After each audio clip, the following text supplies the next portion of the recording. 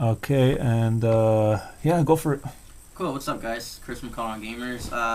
David and I were probably just talking about collector's editions, and I have quite a few of them, but I didn't get to obtain all of them. They're still in like storage in the closet or in other in the garage.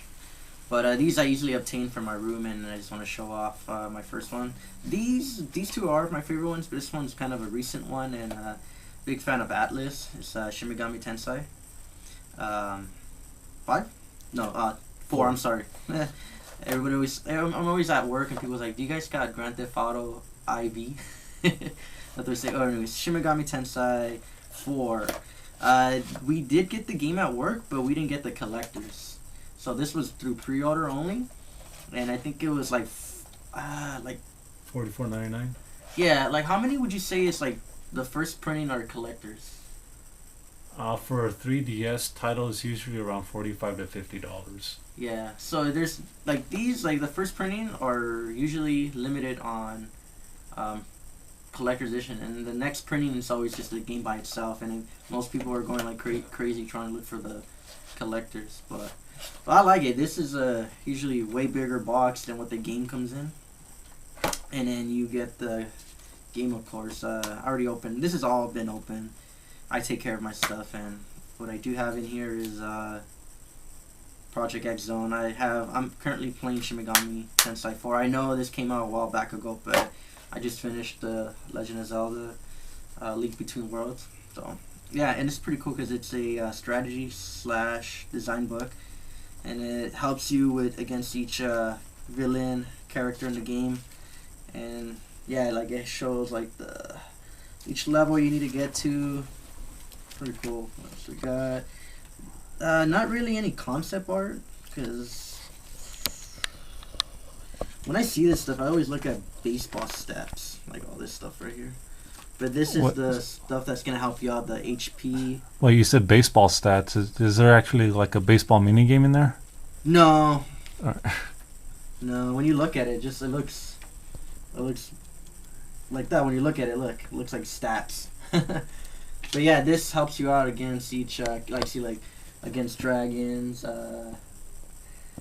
brutes, and different kind of characters that you have to face off, and also the soundtrack. I don't think I'm gonna open it. It has eight songs, but check it, somewhere from like 9 minutes to 8 minutes. Pretty cool. I don't think I'm gonna open it. It's part of my collection, so that's another good one. And I'll put that on the side. And this one I really like a lot. I remember when this was announced, no one pre-ordered it. I got this at the GameStop in Northridge, and I was the only one that pre-ordered this one, which was Castlevania Lords of Shadow. And what was cool, when you pre-order the game, you got a free T-shirt. I still have the T-shirt, so it's pretty cool. Funny thing is, I remember Dave was telling me he had like some bad history with GameStop. I kind of had a bad little history with them. With I remember I pre-ordered the collector's edition at the Northridge, and they sold it off, and it was the only one, and I'm the only one who pre-ordered it. So they called a different store to see who had an extra one, and what they did is just I had to go to a different store and pick it up. But that was out of my way, and that was a pain in the ass. All I wanted to do was pick this game up and go home and play. But this is a fun game. It's kind of like God of War, kind of hack and slash, kind of Devil May Cry kind of style. Not your typical linear side-scrolling Castlevania, but nevertheless, it's a good game. It introduces Gabriel Belmont, so it talks about different Belmonts. Yeah, it's like more of a darker kind of tone. It reminds me of kind of like Underworld, like the vampires in here, with vampires and werewolves, stuff like that. But good game. well, at that point, Castlevania did have to evolve to match. Yeah. I don't think they could have done that Metroidvania thing for forever. Nah, they couldn't do that.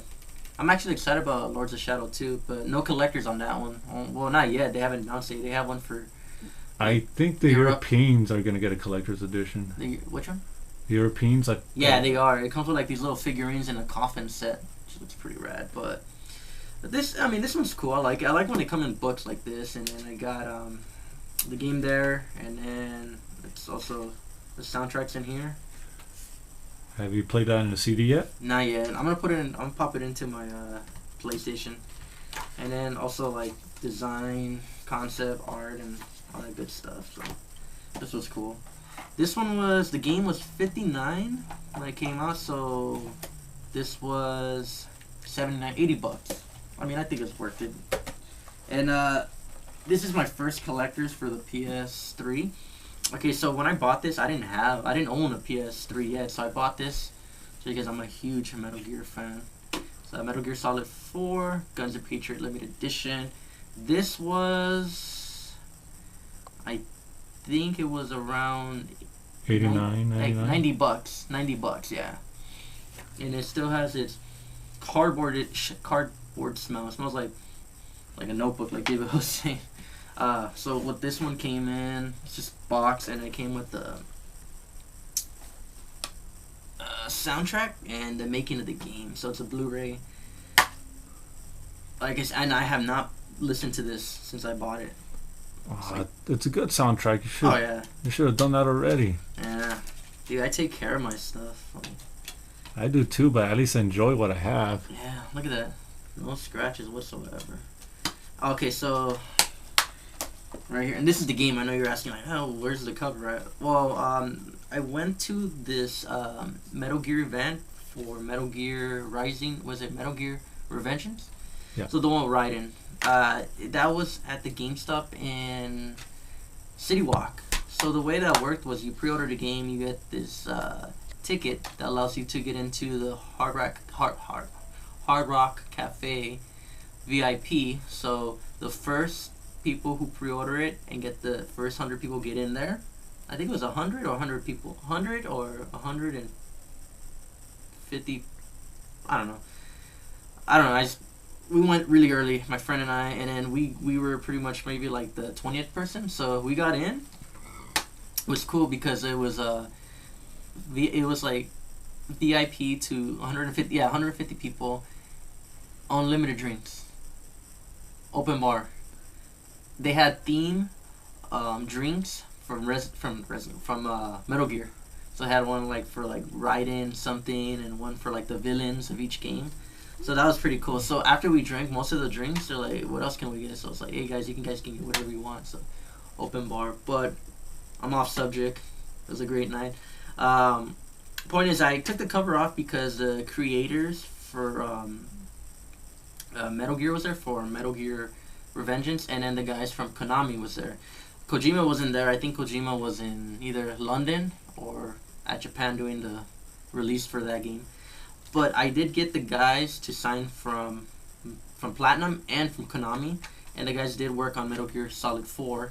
They signed the front cover. I took it off. I didn't want to leave it in here because the signature would have damaged on the plastic, so I want to preserve that as much as I can. And it did crack here, but I don't use this copy anymore because I do have the Metal Gear Solid Legacy Collection, so I use that game there. And yeah, I'm kind of bummed out about that, but I can always buy another one easily. Or you could take one from another game. It's the same size, right? Yeah, it's the same size. So yeah, just to take it from another game. I like the Spider-Man 3 logo, PlayStation font.